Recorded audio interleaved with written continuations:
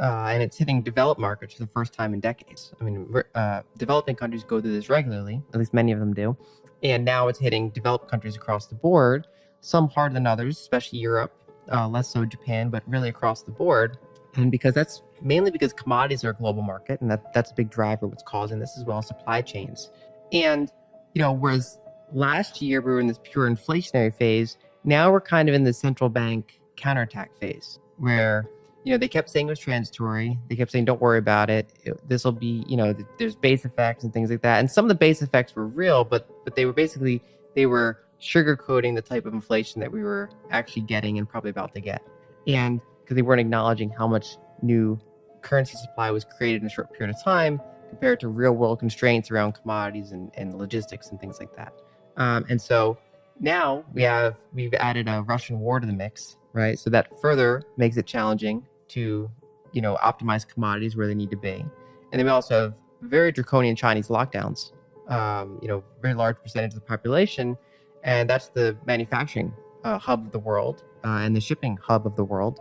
And so that kind of gums up the supply chain problems. And so we both have limitations in the real world side while also having a lot of currency having been created. And so now we're seeing the inflation roll through the system. And it's particularly getting bad in Europe, but it's bad, throughout the world at this point.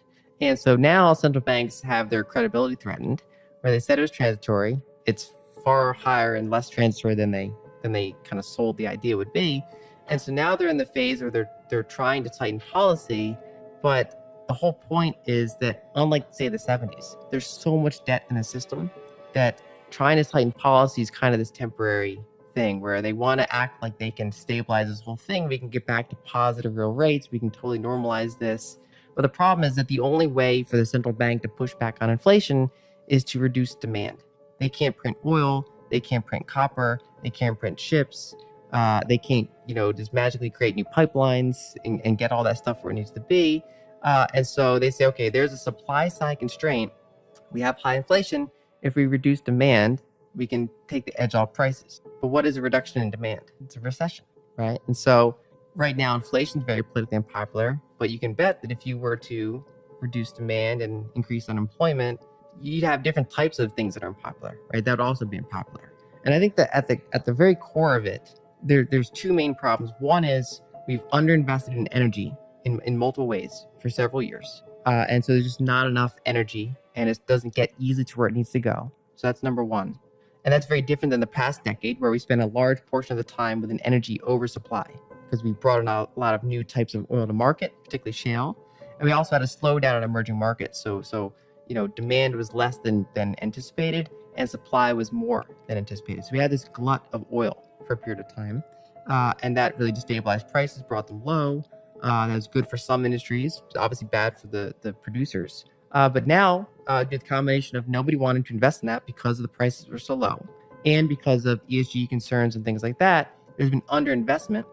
And we've kind of drawn forward a lot of the benefits we got from shale, right? So that rapid increase in shale can't just keep continuing the way it was, right? There's only so much shale oil that's available. It has very fast decline rates, requires constant capital injection. So now we're in this phase where we don't really have enough energy, and it also doesn't get to where it needs to be. And so that's just a constraint, and that takes time to work through. The market forces have to work through that and find new energy to bring to market, different types of energy. And of course, the other one is the whole supply chain. So for the past 10, 20, 25, 30 years, we've had this period of persistent globalization where, we're finding these big pockets of labor throughout the world that were previously relatively unused in the global market sense and optimizing that, or geographic arbitrage, where you say, okay, so instead of having this expensive factory in, Detroit, we'll go ahead and move it to China, right? And so you arbitrage that labor cost difference.